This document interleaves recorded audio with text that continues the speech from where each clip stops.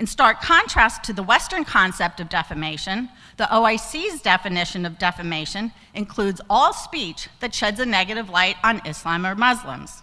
Truth is no defense, and opinion is not protected speech. And yet, from 1999 to 2010, the OIC deftly maneuvered to pass numerous UN resolutions to combat defamation of Islam. In 2005, the OIC launched a 10-year program of action, a major component of which was to combat Islamophobia. It emphasized that it was the responsibility of the entire international community to combat defamation of Islam.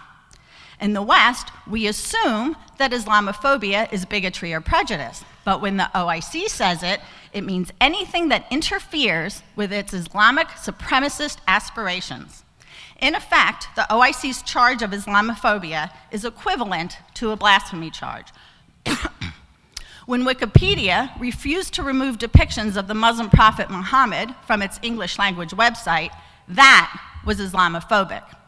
It was Islamophobic when Geert Wilders said he's in hiding due to death threats from Muslims, even though it's true.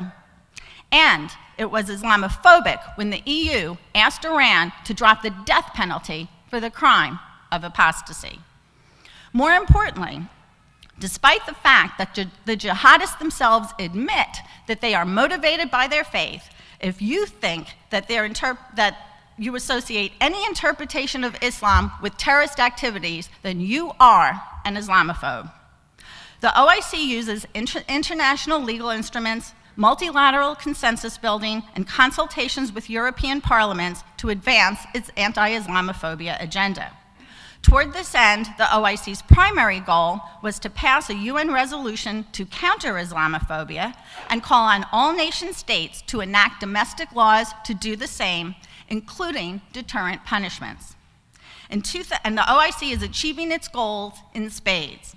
In 2011, the passage of Resolution 1618 to combat intolerance based on religion or belief and its subsequent implementation process, known as the Istanbul process, paved the way for countries, especially targeting the West, to clamp down on speech deemed Islamophobic.